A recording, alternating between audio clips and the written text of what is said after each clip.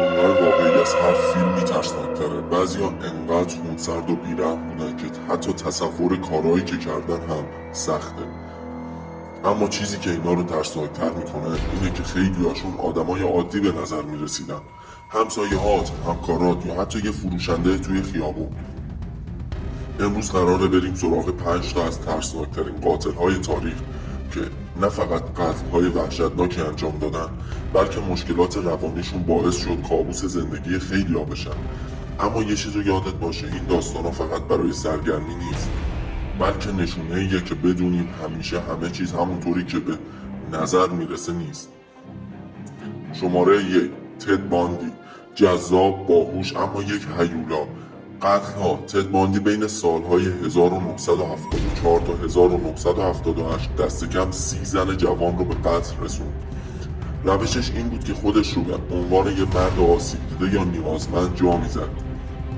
مثلا دستش رو تو گشت میگرفت یا نقش پلیس رو بازی میکرد تا قربانی ها رو فریب بده و بعد اونها رو به طرز وحشتناکی به قتل برسونه.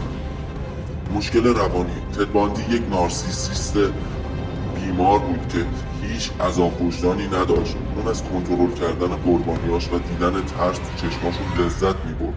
چیزی که داستانش رو ترسناکتر میکنه اینه که تا لحظه اعدامش نه تنها پشیمون نبود، بلکه از مشهور شدن هم لذت میبرد. شماره 2، جفری دامر. قاتلی که با قربانیاش زندگی میکرد. قتل‌ها: بین 1978 تا 1991 جفری دامر 17 مرد و پسر نوجوان رو به قتل رسوند. اما قتل تنها بخشی از جنایاتش بود.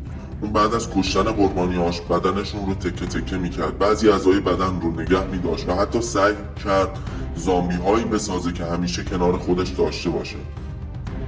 مشکل روانی: دامر یک سادیست واقعی بود که نمیتونست با آدمای زنده ارتباط برقرار کنه.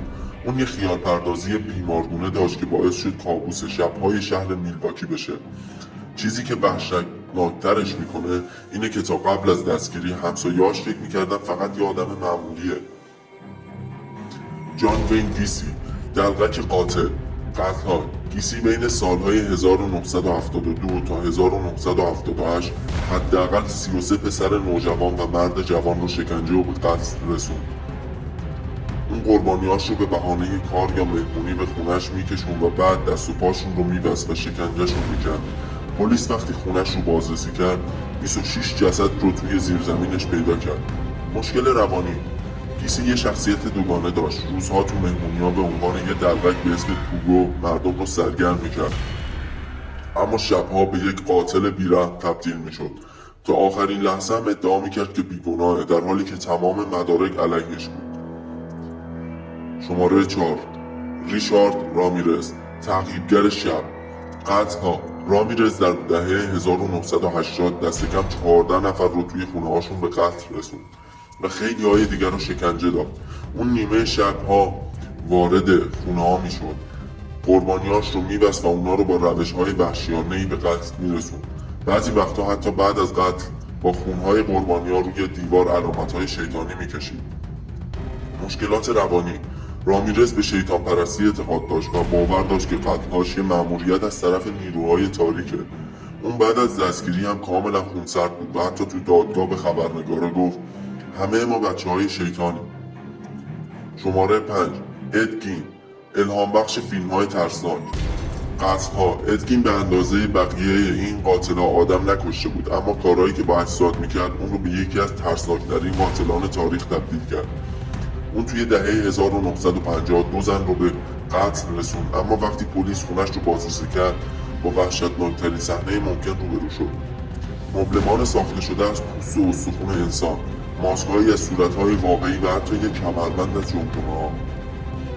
مشکلات روانی: ادگین یک بیمار روانی تمام عیار بود که بعد از مرگ مادرش کاملا از دنیای واقعی جدا شد. اون نمیخواست قربانیاش رو شکنجه بده، بلکه میخواست از اونا لباس و وسایل درست کنه تا حس کنه مادرش هنوز زنده است. این قاتلا شاید دیگه زنده نباشن، اما داستانشون هنوزم یه درس ترسناک به ما میده. بعضیا پشت چهره‌های معمولیشون یه ذهن تاریک و خطرناک دارن.